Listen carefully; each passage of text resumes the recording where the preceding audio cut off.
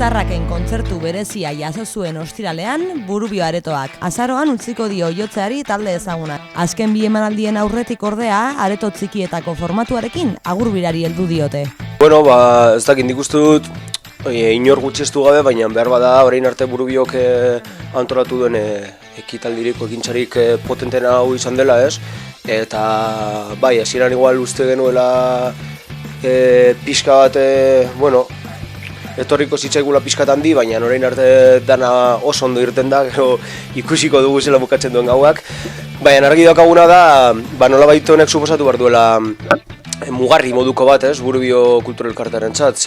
Azkenean, bueno, honako elkarte baten sostengua, ez dakit egunerokotasunen eraman behar da, ez, eta ez horlako ekintzetan, ekintzen ostean soilik, ez.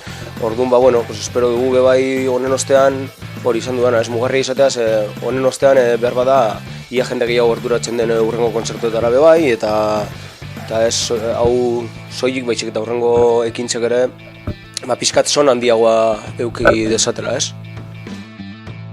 Zorionez kontzertu hau oihartzun handia suposatu du Burubio elkartearen txat, Euskal Herri maila osoan.